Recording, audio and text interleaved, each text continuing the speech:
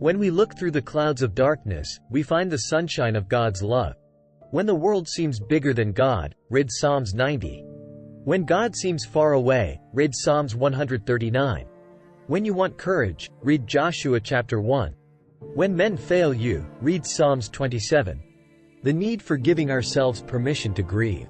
Someone has probably given you this piece of advice. It's time to pull yourself together and get on with your life. Maybe you have said this to yourself.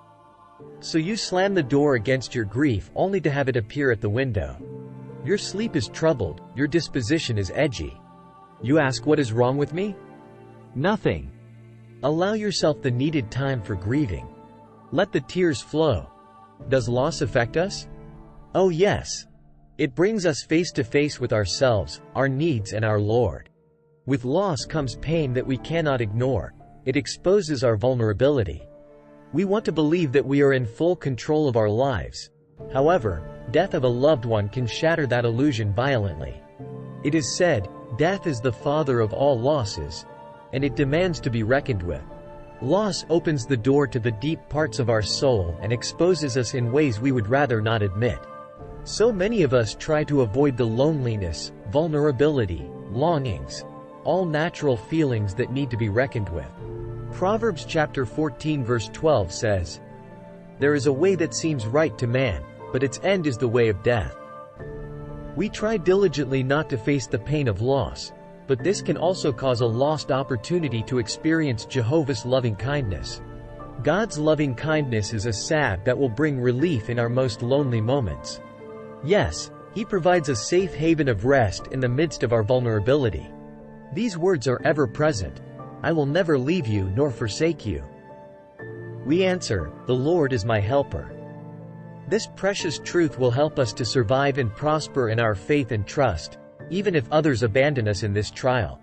To have faith will not exempt us from the trial of loss, but will provide for us the needed resources to effectively deal with this grief. Is the process of grieving orderly? No. There can be stages of anger, denial, and depression. We must rely on God's ability to take our hand and lead us through this well-traveled path of those who have preceded us and the many yet to follow. We don't have to take this journey of pain and loneliness alone. Psalms 34-17. The righteous cry and the Lord hears. God speaks to us saying, "Let not your heart be troubled, my peace I give to you." Our life has not lost its meaning. It has taken on new meaning as we bury our past and write a new chapter in our lives.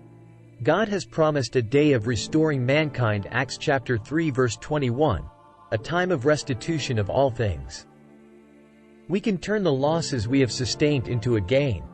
We can use them as tools to help us grow in our understanding and sensitivity to others.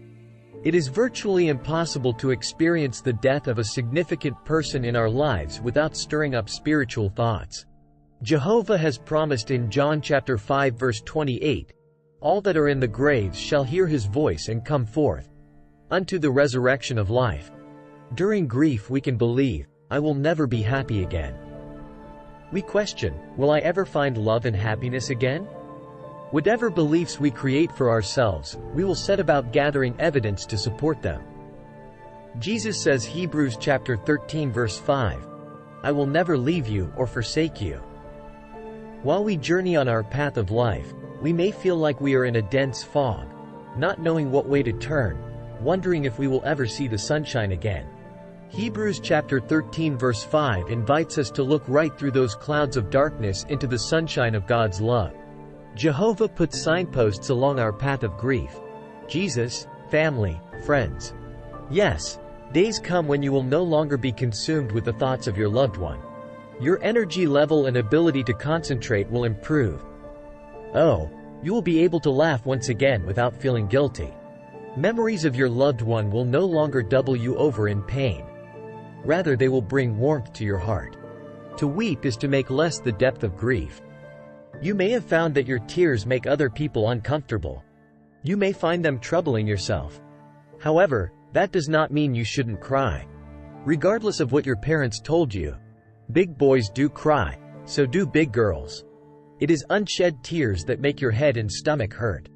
Falling tears wash away some of the pain and relieve damaging stress. Scientists who study such things have found in tears certain brain chemicals that are natural pain relievers. But in the coming kingdom, God has promised an end to this hurt. Revelation chapter 21 verse 4 says, God shall wipe away all tears from our eyes. There shall be no more death, sorrow, pain, crying. These former things will pass away. Tears are not a sign of weakness, rather a sign of strength. Another gift from God. Thank you for watching.